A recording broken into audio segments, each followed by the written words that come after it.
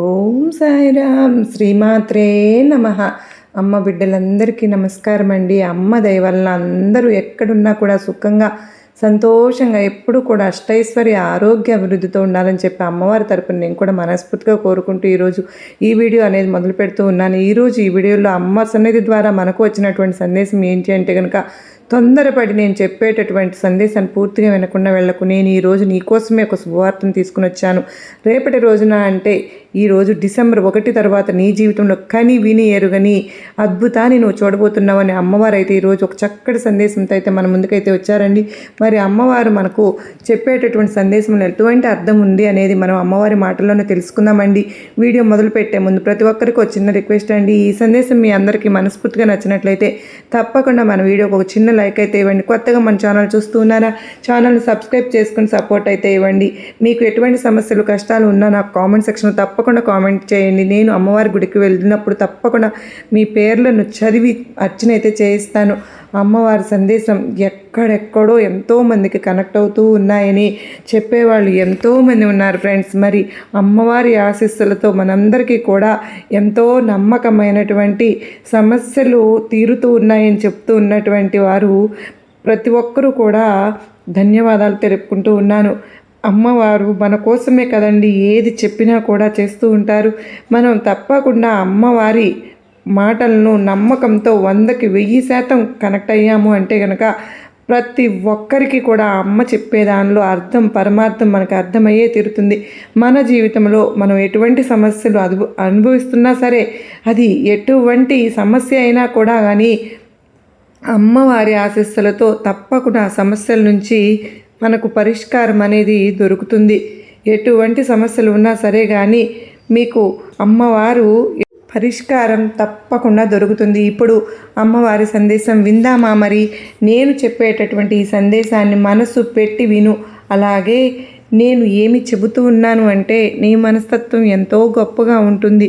ఎందుకు అని అంటే అందరితో ప్రేమగా మాట్లాడతావు, అబద్ధాలు మాట్లాడవు, ఉన్నది ఉన్నట్లు మాట్లాడిస్తుంటావు, కుండ బద్దలు కొట్టేలా మాట్లాడుతుంటావు. దానివల్ల ఏంటంటే నీకు ఎక్కువ మంది శత్రువులు పెరుగుతూ ఉన్నారు. అంటే ఉన్నది ఉన్నట్లుగా మాట్లాడేస్తున్నావుగా, నీకు అతిగా శత్రుత్వం పెరిగిపోతోందమ్మా.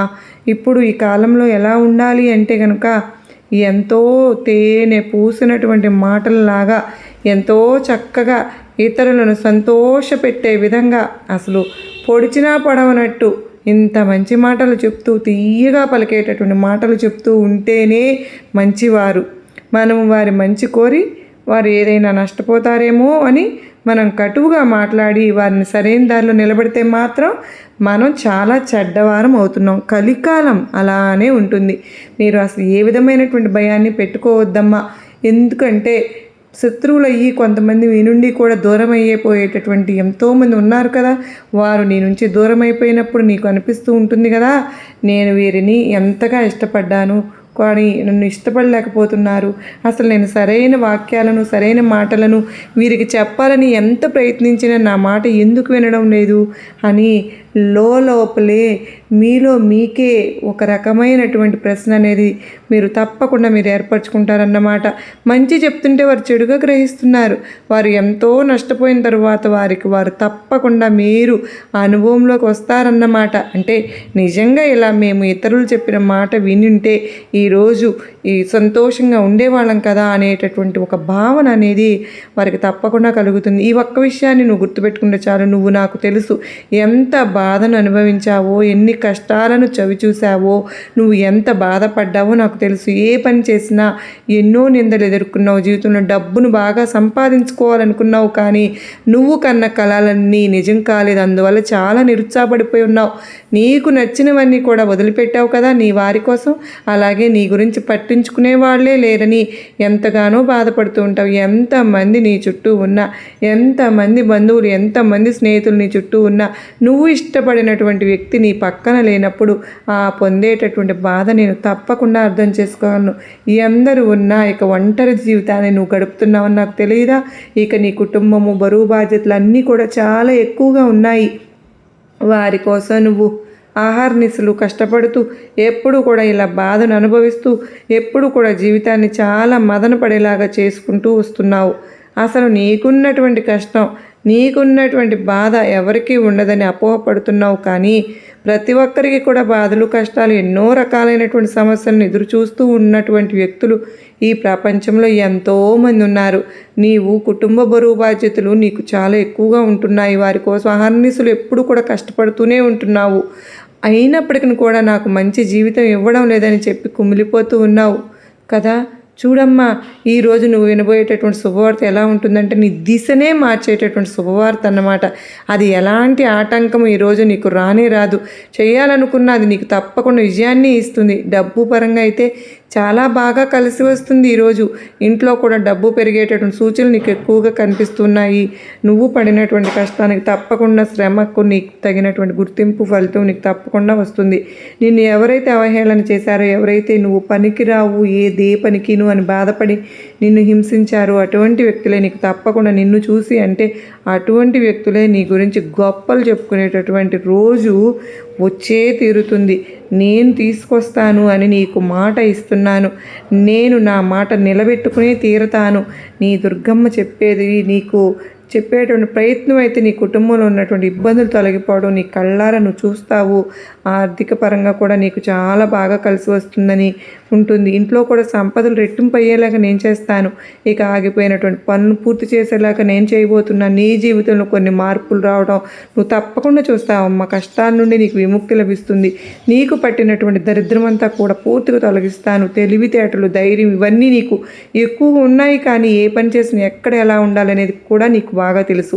నీకు ఎలా ఎదుర్కోవాలో సమస్యను కూడా తెలిసినా నువ్వు అలా నిరుత్సాహపడుతూ ఉన్నావు. నువ్వు ఎవరిని కూడా మోసం చేయలేదు కదా. నిన్నే కొంతమంది మోసం చేస్తూ వస్తున్నారు. నీకు మంచి భవిష్యత్తు ఉందమ్మా. ఎందుకంటే నీ మంచి మనసుకు ఏది కూడా నేను తప్పకుండా కష్టం లేకుండా చూసుకుంటానని ఎప్పుడూ మాట ఇచ్చాను కనుక నీ చెయ్యి ఎప్పుడు కూడా నేను విడిచిపెట్టను. అదృష్టం అనేది నీకు అనుకూలంగా మారితే ఎలా ఉంటుంది అనేది ఈరోజు నేను నీకు తప్పకుండా చూపిస్తాను. ఇక నీ సంపాదన కూడా ఎక్కువగా పెరుగుతుంది. నువ్వు ఏదైతే కోరావో అదే జీవితాన్ని ఈరోజు నీ ముందు ఉంచబోతున్నాను. ఇన్ని ప్రయత్నాలు చేశావు. ఎంత జాలిగుణం అమ్మా నీకు ఎక్కువగా ఉంటుందో తెలుసా. అంతగా నిన్ను నమ్మినటువంటి వాళ్ళందరూ కూడా చాలా చక్కగా బాగుపడ్డారు. కానీ నువ్వు మాత్రం ఎక్కడ వేసిన గొంగలి అనేలాగా అక్కడే ఉండిపోయావు.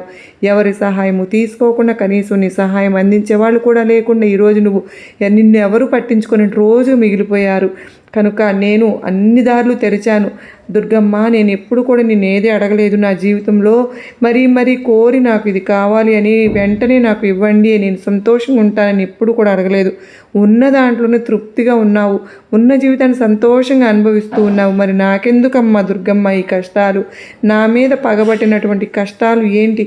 అసలు నా గురించి ఆలోచించే వాళ్ళే లేరు కదా. నేను బాధపడుతున్నాను కదా. సమాజం అలా ఉంది. ఎవరికి ఎక్కడ ఏ సలహా ఇస్తే వారు బాగుపడిపోతారో, ఎక్కడ వారు నిలబడిపోతారో, తక్కువైపోతావేమో మనం అని చెప్పి ఒకరినొకరు పెరిగిపోయి వారి స్వార్థం వాళ్ళు చూసుకుంటున్నటువంటి రోజుల్లో మరి నీ గురించి ఎవరు ఆలోచిస్తారు తల్లి? చెప్పు. కేవలం నీ దగ్గర ఏదైనా కానీ ఆర్థిక పరంగా కానీ, లేదంటే నువ్వు సంపాదిస్తున్న దాని గురించి కానీ, లేదంటే నీ గురించి ముందుగానే నువ్వు ప్లాన్ చేసుకున్నటువంటి ఫ్యూచర్ గురించి ప్లాన్ చేసుకున్నటువంటి విషయాలు కానీ ఎవరికైనా చెప్తున్నావా అంటే అదే నువ్వు చేసేటటువంటి పెద్ద తప్పు. ఆ తప్పు నువ్వు ఎదుటి వ్యక్తులకు చెప్పినప్పుడు నీకు ఉన్నటువంటి ప్లాన్స్ ఏవైతే ఉన్నాయో వేరే వాళ్ళు తప్పకుండా పాటిస్తారుగా. మరి అటువంటిప్పుడు ముందు లాభం అనేది అవతల వ్యక్తికే కదా వెళ్తుంది. కనుక నువ్వు ఏదైతే అనుకుంటున్నావో ఆ పని నువ్వే చేయాలి. నువ్వు అనుకుంటున్న పనిలో ఒక విజయాన్ని తప్పకుండా నువ్వు చూస్తావు. ₹1 నీకు వచ్చిన తర్వాత దాని గురించి ఎవరికైనా కానీ చెప్పు. నిజంగా నిరుత్సాహంతో నిస్సహాయంతో ఉండేటటువంటి వారి వ్యక్తులతో చెప్తే నీకు ఒక సమయంలో వాళ్ళు మిగిలిపోతారన్నమాట. కనుక అవసరం లేని వారి గురించి నీ గురించి నువ్వు విషయాలు కూడా చెప్పుకొని ఈరోజు వారి ముందు ఒక తక్కువైపోయావు కనుక కాబట్టి ఈ విషయాలు నీకు పెద్దగా అవగాహన అనేది లేకపోవచ్చు. కానీ ఈరోజు నీకు స్పష్టత ఇవ్వాలని ఈ సందేశం రూపంలో నీ ముందుకు వచ్చాను. నువ్వు చాలా అంటే చాలా జాలి గుణం అధికంగా ఉంటుంది. నీకు ఎవరైనా అంటే ఏడుస్తుంటే అసలు చూడలేవు. అయ్యో పాపం అని వెంటనే కరిగిపోయి నీ దగ్గర ఉన్న సొమ్ము కూడా అంటే నీ దగ్గర ఉన్న డబ్బుని ఏదైతే ఉందో ఇది వెంటనే ఇచ్చేస్తూ ఉంటావు. ఇచ్చిన తర్వాత వారు తిరిగి ఇవ్వకపోయినప్పటికీ నేను బాధపడతావు. నువ్వు నిష్ఠూరం అయిపోతున్నావమ్మా. అంతే, అవసరానికి ఇచ్చుంటావు. అది వారు తిరిగి ఇవ్వకపోయేసరికి వాళ్ళని ఏమీ అనలేక నీలో నువ్వే కుమిలిపోతూ నన్ను అడుగుతూ ఉంటావన్నమాట. దుర్గమ్మ ఇలా చేశారు అలా చేశారని. అతి మంచితనం ఎక్కువగా ఉంటుంది కనుకనే అందరినీ కూడా నమ్మేస్తున్నావు. ఈ టెన్షన్స్ అన్నీ కూడా తప్పదమ్మా. మరి ఇలా ఎక్కువ టెన్షన్స్ పడిపోతే ఎప్పుడు భవిష్యత్తు గురించి ఆలోచిస్తూ ఉంటావు. అయితే ఈరోజు నీకు నా అనుగ్రహం అనేది ఎక్కువగా లభించబోతుంది కనుకనే ఈరోజు మాత్రం చాలా అనుకూలమైనటువంటి రోజుగా నీకు గుర్తుండిపోయేలాగా ఈరోజు అన్ని రకాల విషయాల్లోనూ కూడా నీకు అత్యుత్తమమైనటువంటి గొప్ప రోజుగా నిలవబోతుందమ్మా. బిడ్డ, ఎన్నో రకాల దుష్టశక్తుల నుండి ప్రమాదాల నుండి నిన్ను నేను కాపాడుకుంటాను. చెడు శక్తుల నుండి నిన్ను దూరం చేస్తాను. ఈరోజు నీకు సహాయం చేయలేనా చెప్పు. ఈరోజు తప్పకుండా నువ్వు చేయవలసినటువంటి ఒక ముఖ్యమైనటువంటి పని ఏంటో తెలుసా? అదేంటంటే నీకు దగ్గరలో ఏ ఆలయం అయితే ఉందో ఆ ఆలయం దగ్గరికి వెళ్ళి 11 ప్రదక్షిణాలు చేసుకుని చక్కగా ఒక కొబ్బరికాయ కొట్టుకుని కాసేపు ప్రశాంతంగా కూర్చుండ్రా. నీ దగ్గర అంటే మీ ఇంటి దగ్గరలో ఏదైనా శివాలయం ఉంటే కాసేపు కూర్చుని మనశ్శాంతిగా శివనామస్మరణ చేసుకో. అంతా నీకు చక్కగా జరుగుతుంది. నువ్వు ఏ సమస్యతో బాధపడుతున్నావు, దేనికి సంబంధించినటువంటి కూడా నీ మనసులో చెప్పుకునిరా దేవుడికి. అవన్నీ కూడా తొలగిపోయి కుటుంబంలో అందరూ కూడా సంతోషంగా ఉండాలి. భగవంతుడా, నీ చుట్టూ ఉన్న వారందరూ కూడా బాగుండాలని చెప్పి అనుకో. ఈ రోజున నీ మీద ఉండేటటువంటి ప్రతి ఒక్క కన్ను కూడా ఏదైతే నరదిష్టి నరఘోష ఏదైతే చెడు దుష్టులతో నీ మీద చూస్తున్నారో అటువంటి కళ్ళన్నీ కూడా తొలగిపోతాయి. ఎవరైతే కీడు తలపెట్టాలనుకుంటున్నారో నీకు ఉన్నటువంటి శత్రువులు కూడా పూర్తిగా నీ నుండి తొలగిపోతారు. కనుక అంత అమూల్యమైనటువంటి రోజు ఈరోజు.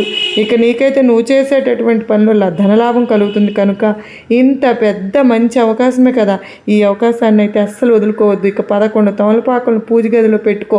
దానివల్ల ఇంట్లో ఉన్నటువంటి చెడు శక్తులు కూడా ఉంటే తొలగిపోతాయమ్మా. ఇంటికి పట్టిన దరిద్రం పోతుంది. అపారమైనటువంటి ధనప్రాప్తి కలుగుతుంది తల్లి.